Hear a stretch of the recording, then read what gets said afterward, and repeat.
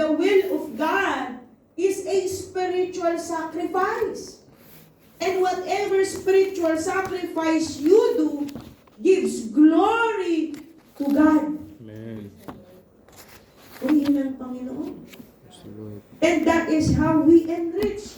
So, what spiritual sacrifices do we do? Diba? Ang pananalangin.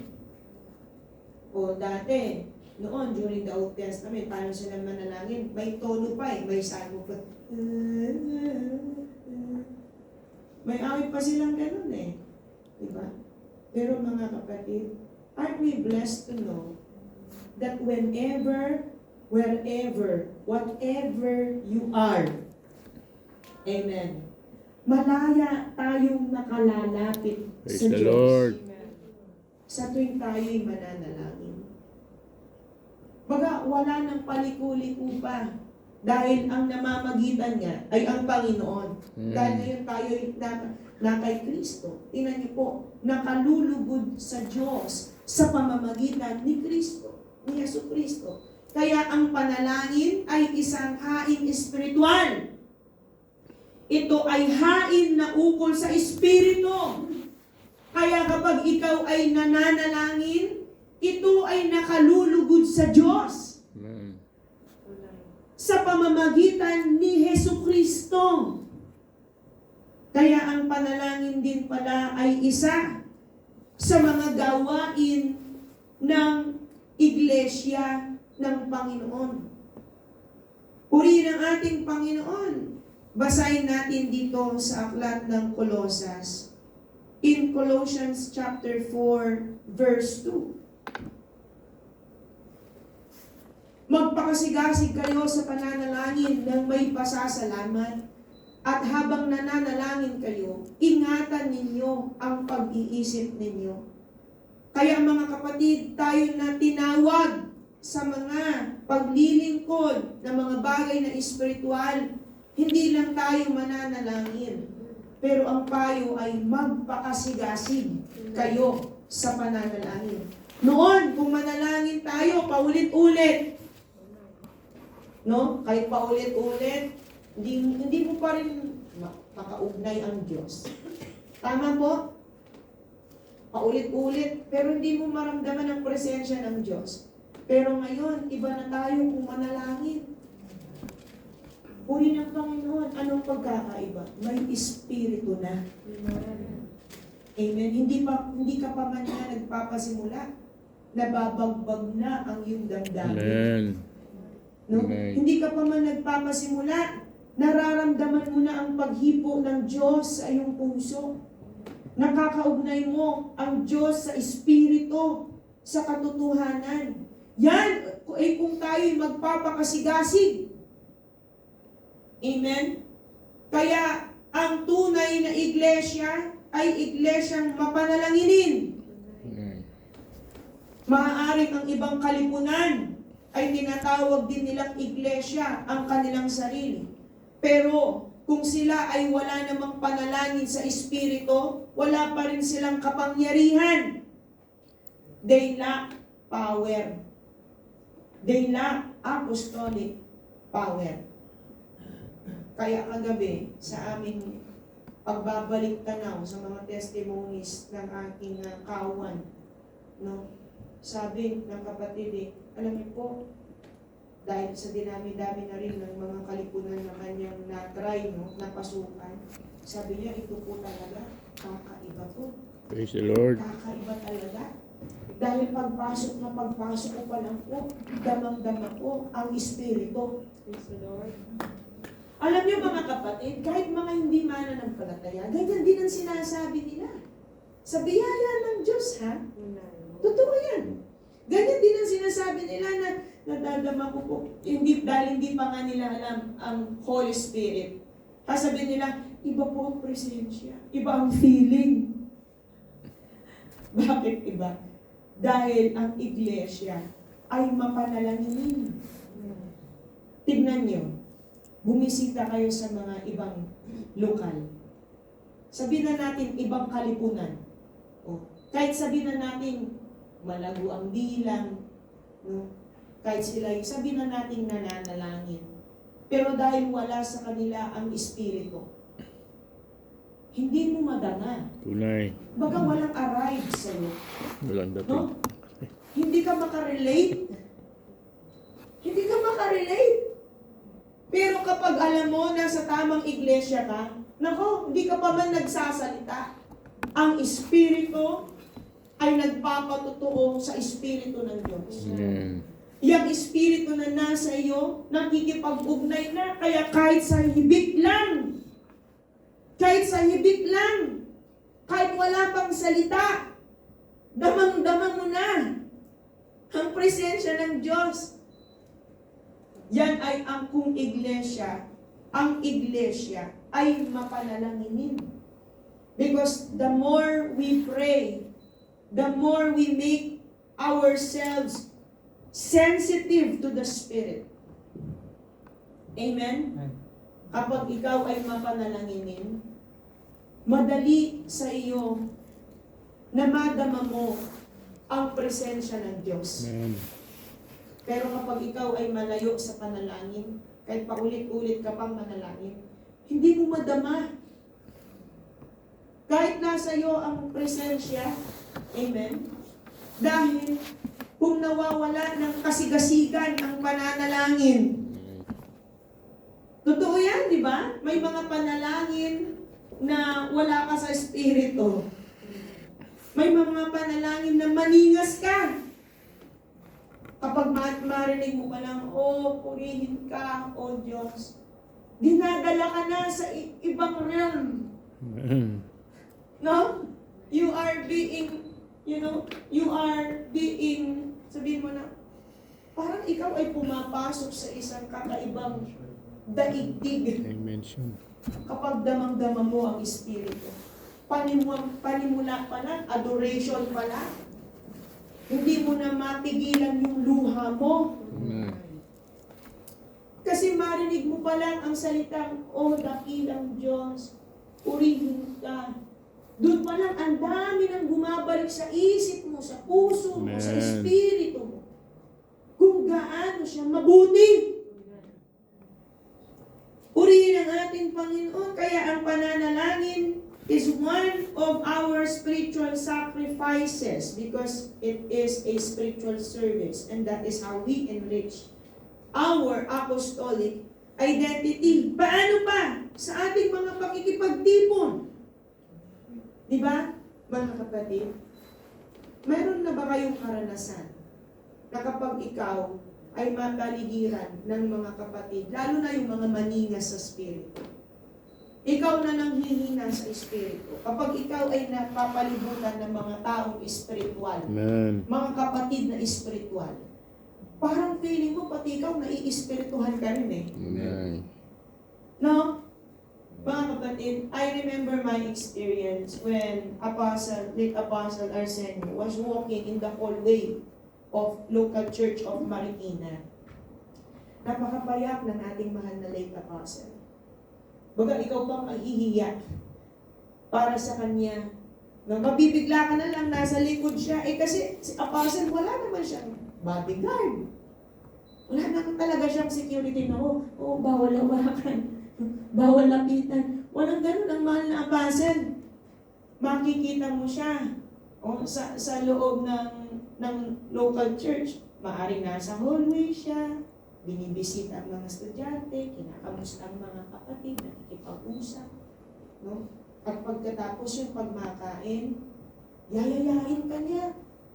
Kung ano ang kanyang kakainin, gayon din ang kanyang ibabahagi sa iyo. Kaya siya mahilig sa nilagang kamote. Nilagang kamote at guyabana juice. Yan. Ang sasabihin niya, kain kayo. There's no special treatment when it comes to our beloved Apostle. Napakapayak niya. Pero sa kanyang kapayakan, madadama mo ang presensya. Alam mo yon, I remember one time, hindi ko alam na siya'y nasa likod pala. Habang ako'y naglalakad naman, galing ako sa kantin, mayroon akong nadadama na napakalakas na presensya. Kaya nung pagkatingin ko, ang mahal na apostol pala ay naglalakad sa hallway papunta sa kanyang opisina. Talagang mahihiya ka dahil nadadama mo, even the authority of His Spirit, madadama mo talaga. Makikilala mo talaga na siya'y isang tunay na sugo. Kumbaga sa layman, yung aura iba. Ibang-iba ang aura niya. Amen. Napaka-spiritual na tao. Bakit? Dahil ang panalangin ay ginawa niyang buhay. Urihin ng Panginoon. Talagang hanggang mapapikit, iba pa yung siya'y luluhod bago manalangin. Habang siya'y nakahiga ng kama, nananalangin pa rin siya. Hanggang mapapikit ang kanyang mata. Nananalangin pa rin siya. Naku, sabi ko nga sa inyo, kapag isama ka ng mahal na apostol, magbisita sa ibang lokal, naku, dapat ikaw mapanalanginin ka. Dahil pag ikaw, sumakay ka, doon sa sasakyan, wala kang takas. Prayer leader ka. At doon niya naweweigh kung ikaw ay mapanalanginin ka sa pamamagitan ng paraan ng iyong pananalangin. O kaya di ba sa atin sa devotion, biyaya ang panalangin ni brother, biyaya ang panalangin ni sister, lumalago sa espiritu. Kaya ang mahal na apostol, alam niya, kapag ikaw prayerful ka, yung pagkakahanay ng yung panalangin may espiritu. Kaya kapag itinassign ka niya, o sige, ikaw manalangin sa... Nako, haba-habaan mo ang panalangin mo. Dahil kung gaano kalayo ang lokal ng Marikina, papunta ng Antipolo. Nako, ganun kahaba ang panalangin. Kaya dapat ikaw sanay kang manalangin. Dahil kung hindi, mahihiya ka sa iyong sarili. Kasama mo ang lingkod ng Diyos na kung saan ang panalangin ay buhay niya. Purihin ang Panginoon. Kaya mga kapatid, how do we fortify or enrich our apostolic identity? Through genuine fellowship. Paligiran natin ang ating mga sarili ng mga mananampalataya. Diba, kapag ikaw pahina-hina sa espiritu, sabi ko nga, kapag ikaw ay nakapag-attend ng gawain, uuwi kang malakas, masaya. Kasi yung mga kasama mo, biyaya naman ng Panginoon. Maningas! O pag dumating naman ang panahon, sila naman ang medyo hindi maningas at ikaw naman maningas, yung ningas mo, i-share mo naman sa kanila. Diba? Ang isang posporo, kapag di nasindihan, itabi mo sa posporo may apoy. Aapoy ang posporo eh. Kaya ganyan tayo. Mas lalong nagiging maningas ang espiritu kapag tayo ay nagkakatipon. Halimbawa, ngayon, nagkakatipon tayo. Halimbawa, mayroong mga hindi maningas dito. Tapos may mga maningas. Ayaw mo yun? Napapalibutan ka ng ningas? Amen. Praise the Lord. Eh, paano kung tuluyan mong ilayo ang sarili mo sa ningas? Nako! Anong Tagalog sa flickering? Pikit-pikit. Papundi-pundi ka.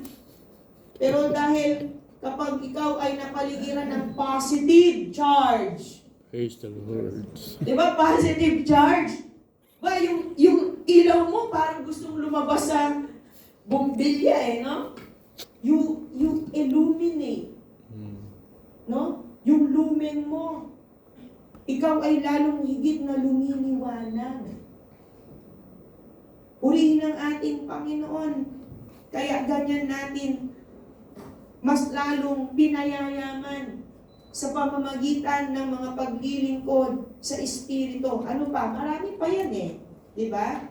Sa pag-aaralan ng salita, pagbubulay, pananalangin, pagtipon. Marami pa. Ngayon, pangatlo. As our topic is fortifying, enriching, and celebrated, how we do celebrate? How do we celebrate our apostolic identity? O kaya bukas, magkakatipon tayo. You know, Sunday is a day of worship. Every day is a day of worship. But among all days, God chose Sunday as a special day of worship. Kaya knowing that you are part of the church, hindi mo pababayaan na ikaw ay hindi makasamba. Kasi kapag ikaw ay sumasamba, ikaw ay nakikipagdiwang. Amen. No? Hindi lang natin itinataas ang pangalan ng Diyos, pero alam mo sa sarili mo, nagdidiwang ka dahil ikaw ay iniligtas ng Panginoon. Amen. Kaya iibahin natin ang tingin natin, no, pagdating sa worship. Hindi ito mechanical, hindi ito ritual, hindi ito traditional, na kailangan ay makita ang iyong presensya. Hindi! Dapat ang nasa isip natin, sasamba ako dahil magdidiwang ako ng kabutihan ng Diyos. Amen. Ipagdiriwang ko yung kaligtasan na aking tinanggap. Ang katotohanan na ako'y idinagdag sa katawan ni Kristo. Amen, mga kapatid? That's how we worship. Mayroong mas malalim na kahulugan ang ating pananambahan. Hindi lang dahil ito ay nakagisnan, nakasanayan na lang. Kasi kapag nagiging kasanayan na lang, nawawala ang espiritu sa ating pananambahan. Pero kung alam mo, ay, makikita ko ang aking mga kapatid, sila din na mga niligtas ng Panginoon. Masasamba ko ang Diyos. Di ba, mga kapatid? Maaawitan ko siya. Makakapanalangin ako sa Kanya. Mahahandugan ko siya. Purihin ang ating Panginoon. That's how we celebrate. When we worship our God. For choosing us, for calling us, for saving us, for placing us in the church, for giving us a very promising future. Praise the Lord. Di ba? Talagang sasambahin mo ang Diyos. Paano pa? How do we celebrate aside from our worship? Sa pamamagitan ng ating pamumuhay sa kabanalan. When we live in holiness, we celebrate Him. Because God is holy. Ang Diyos ay banal. Kaya paano mo maipagdidiwang sa iyong katauhan ang Diyos kapag ikaw ay namumuhay ayon sa Kanyang kalikasan? Dahil ang Diyos, ang kalikasan ng Diyos ay banal. Kaya how do you celebrate that? By living a holy life. Kaya pag pinipili nating mabuhay sa kabanalan, yun pala ay paraan ng iyong pagdiriwang. Yun pala ay paraan ng iyong pag-alala. Ito ang aking gagawin, mamumuhay ako ng banal dahil ang Diyos na nagligtas sa akin ay banal. Diba? O araw-araw ang nasa mo ay mamuhay sa kabanalan. That means araw-araw iniisip mo ang Diyos. Paalala yun sa atin, tama? O kapag tayo nakagagawa ng mga bagay na taliwas sa kabanalan, hindi ba tayo nasusumbatan? Tunay. Pero kapag tayo nakakagawa ng mga bagay na banal, masaya tayo. Amen. Dahil ito rin pala ay paraan ng ating pagdiriwang.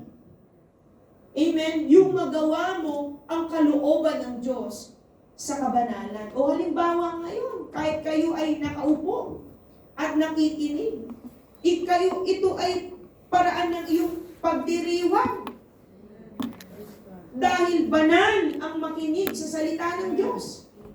Isang bagay na banal ang makinig ng salita ng Diyos. At hindi lamang po yun, mga kapatid, pinipili nating mamuhay ayon sa ating pagkatawag. Di ba? Ang mga manguusig sa labas ng iglesia. Ay, Fort Watcher ba yan? Kristiyano ba yan? Saan banda? Sa anggulo ito Kristiyano? Ba't di ko makita? Di ba, mga kapatid? Pero kapag tayo pinipili nating mamuhay sa kabanalan, kahit hindi ka pa magpakilala, nakikilala si Kristo sa buhay mo. nakikita nila. Kaya kapag nakikita nila ang Diyos sa'yo, pati sila nakikipagdiwa. Well, praise the Lord. Itong kaibigan ko ito, naku, kilala ko ito, no? Naku, isa ito sa mga laman ng... Pero ngayon, binago na siya ng Diyos. Praise the Lord. Ibig sabihin, totoo ang Diyos na sinasamba niya. Amen. Di ba? Kaya pati ang sanlibutan, ang unbeliever, makakapag-isip-isip din eh, no?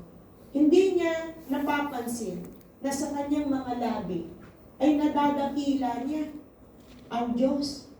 Dahil yung katunayan ng pagbabago ng tao, amen? Pagbabago para sa kanyang ikababanal at ikabubuti ay paraan ng pag-alala natin. Hindi lang tayo na mga mananampalataya, pero maging sila na mga hindi pa mananampalataya, maaalala din nila ang Diyos sa pamamagitan mo. Diba? May mga kaibigan ba tayo dito? Ang sabi, alam mo, gusto kitang kaibigan. Bakit? Kasi napakabuti mo. Napakabait mo, tsaka nararamdaman ko may ibang presensya sa'yo. Tsaka pagkasama kita, parang gumagaan ng araw ko. Ang daloy ng biyaya, napakagaan. May mga naririnig ba kayong ganyan? Bakit maging sila nakikita nila, napapatutuhanan sila sa pamamagitan ng iyong buhay. Kaya, hindi nyo akalain yun, yung mga kaibigan nyo na yun, gusto nila lagi kayong kasama. Gusto nila lagi nyo silang napapayuhan. Bakit? Mayroong kakaiba silang nakikita. Purihin ang ating Panginoon. At paano pa? O maliban sa ating mga pagpapatutuo ng Ebanghelyo, maliban sa ating pakikibahagi sa misyon, dahil ito ay napagbulayan din naman natin nung nakaraan. Paano pa? Sa pamamagitan ng ating mga pagtatapat. We celebrate our identity in Christ when we choose to be faithful. Diba, mga kapatid? Kapag tayo ay lalong higit na nagtatapat sa ating paglilingkod.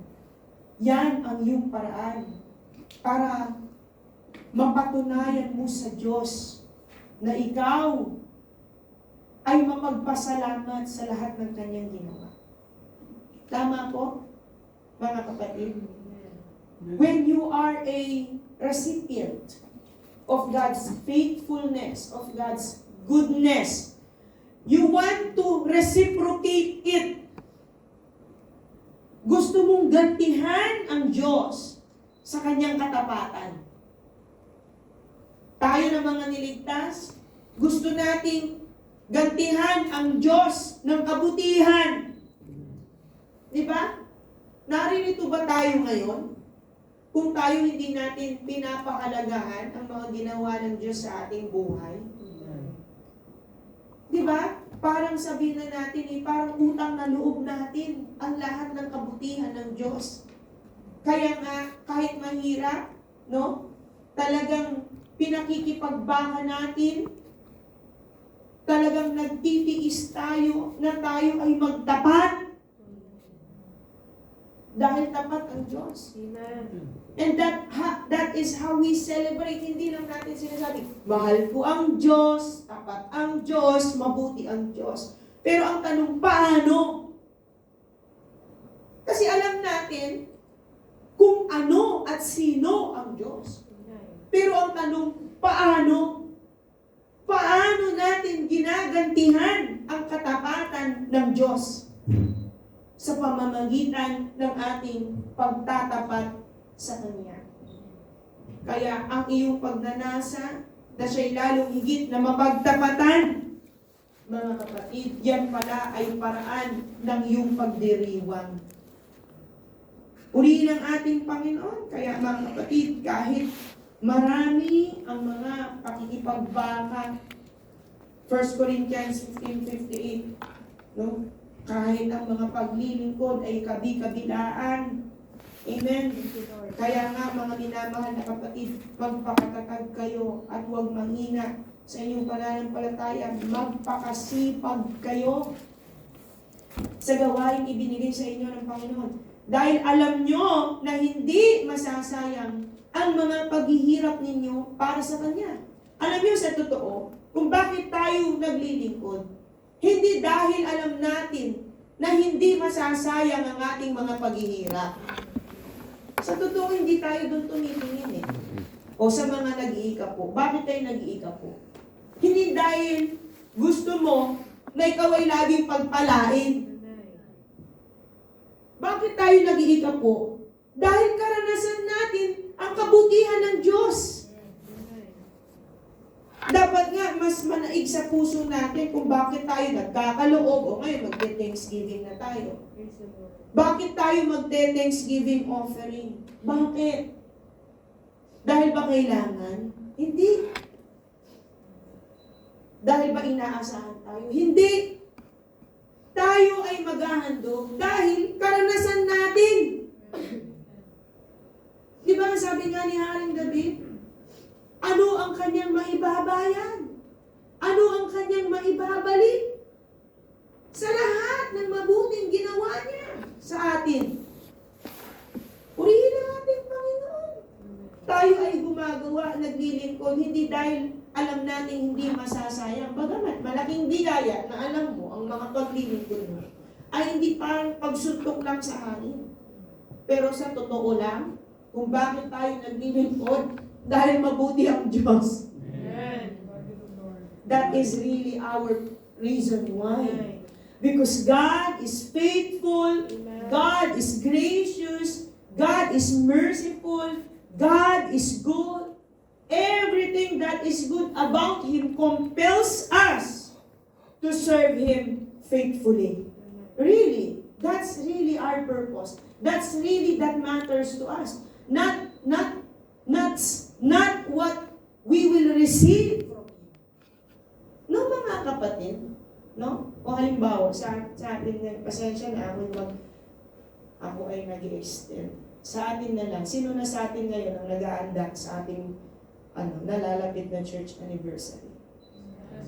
Di ba natutuwa ka kapag mayroon ka ng natatabi para sa Diyos? Pero nawawalan ka din. Di ba? Pero hindi mo nakikita yung nawawalan ka. Pero masaya ka na mayroon kang naitatabi. Dahil habang ikaw ay nagtatabi, alam mo, ay matutuwa ang Diyos sa akin. No? Dahil mabuti ang Diyos, gusto kong mapasalamatan ng Diyos. Diba? Sa totoo lang eh. No? Ganito din ba ang ating damdamin? No? Ngayon na tayo nahaharap sa ating handog pasasalamat, diba? Masaya ka na ikaw ay nawawalan. Dahil alam mo, karapat-dapat ang iyong pag-aalayan. He deserves everything. Kaya kahit alam mo, minsan imposible, paano ko kaya? Ay sabi ko nga kay Elder Vince, papatago ko na sa yung aking Thanksgiving. Kasi ayoko nang magalaw, ayoko nang magastos. Pero habang tinitignan ko, parang kulang pa din. Sabi ko, Lord, gusto ko pang madagdagan ito. Kaya alam niyo sa pagnanasa, ang Diyos gumagawa. O kamakailan lang, nakareceive ako ng email. Ewan ko kung si Elder Rene may na-receive at si Elder Biloy. Brother Biloy. No? Sabi ko nga kay Elder Vince, sabi ko, praise God. Sabi ko, may na-receive akong email. Sabi, you will receive a payback. A back pay. No? May na-receive ba kayo, mga nurses? This is 7 years ago. I'm talking about 7 years ago. 7 years ago. Just last Tuesday, when I received an email, ang sabi, we have calculated and we can confirm that you will receive. Anong tawag po doon? A back pay. Sabi ko, Lord, although hindi ko pa alam kung magkano, pero ang nasa ko lang naman, madagdagan ng Thanksgiving ko. Sa biyaya ng Panginoon. Kasi sabi ko, wow, what on earth? Thank you, God. Kasi nakalimutan na nga ng nursing council. Ako'y nurse, pero ang Diyos, di niya nakalimutan. Oh, ay ang sabi, ilagay mo ang iyong payment details and we will send it to you. To God be the glory. Kaya alam niyo, dito po sa ating nalalapit na church anniversary and Thanksgiving service, magdasalan tayo. At yung nasa na ito, lakipan natin ng gawa. Ang Diyos gagawa. O sa biyaya, may mga kapatid na nag-message, nag-text. Sabi, sis, ipapatabi ko na po ito. Mga nagpauna na eh. Nagpauna na sila ng kanilang mga Thanksgiving offering. Bakit? Ngayon pa lang naiisip na nila ang Diyos. Ngayon pa lang gusto na nilang mapasalamatan ng Diyos.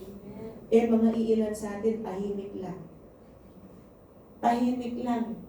Pero sila din ay naghahandang mapasalamatan ng Diyos. No? Mga kapatid, kaya huwag tayong mananawa. Alam nyo, sa isang mananampalataya, walang ibang nais kundi mapapurihan ang Diyos. Ang Diyos gagawa. Ang Diyos gagawa. O kaya kahapon, nag-meeting ang mga ministro dito sa distrito. Tinanong, magkano ang pledge ng bawat lokal para sa ating nalalapit na Home Free Global Crusade? Eh sabi ko kay Pastor, low-key lang po kami. Pero sa biyaya ng Panginoon, ito po ang aming pledge. Ewan ko kung maaari ko bang salitain dito. Sabi ko, ang pledge namin po ay $100,000. $100,000? Oh, iisipin mo, saan tayo kukuha ng $100,000? Pangbayad nga ng upa, kulang pa tayo. Pero sa biyaya, we are 65% already. To God be all the glory. Kakaunti na lang halaga ang ating bubunuin sa biyaya ng Diyos. Ay mga kapatid, bakit may mga ganito? Dahil mayroong mga kapatid na mapagpasalamat. O bakit may home free? This is a declaration of our thankfulness. Nakikiisa tayo, we celebrate with Jesus. That's why we want to proclaim Jesus sa buong mundo. Amen? Kaya sa isip-isip ko, actually, I consulted the elders. Sabi ko, elders, ito na po ang ating mga naririnig. Because I'm transparent with the elders. Sabi ko nga, ito po na ating naririnig sa distrito. This is our goal. Wala naman akong narinig sa mga elders. Masyadong malaki po, pastor. Wala naman akong narinig. Sa biyahe ng Panginoon. And I know you are partnering with the sent ones of God. Hindi nyo lang sinasabi, napapatunayan nyo pa. Bakuran nawa at pagpalain nawa kayo ng Diyos. Kaya itong humble, kapag ito pinagtagumpay ng Diyos, masasabi mo talaga, you are really celebrating the victory. Amen. You celebrate. Why? Dahil kabahagi ka nga. Hindi lang sa pag-aakay ng kaluluwa. Mas maganda kung, kaya nga sa pagpunta natin sa Auckland, sige, samantalahin natin ang panahon. Kaya nga tayo magpaprint din ng banner. No? May sarili tayong QR. No? We will also promote home free para hindi lang tayo financially supporting the home free. But all the more, makaakay tayo ng mga kaluluwa na makakadalo. Yun ay mas mahalaga sa anumang halaga. Kaya kapag pinagtagumpay ng Diyos ang home free, totoo sa puso mo that you are celebrating. Masaya ka makita mo ang mga unbeliever lumalapit sa altar at magpapahugas sa kasalanan. Yun pa lang, masaya ka na, panalo ka na. Kahit isa nga lang ang maakay mo at mabautismuhan, masayang-masaya ka na. Di lang ikaw, pati mga anghel sa langit. Di lang mga anghel, lalo na ang Diyos. Diba? Ano man ang nakalulugod sa Diyos, yun ang ating gustong gawin. Whatever that will glorify our God, that is what we want to do. Because we want to celebrate Him in our lives.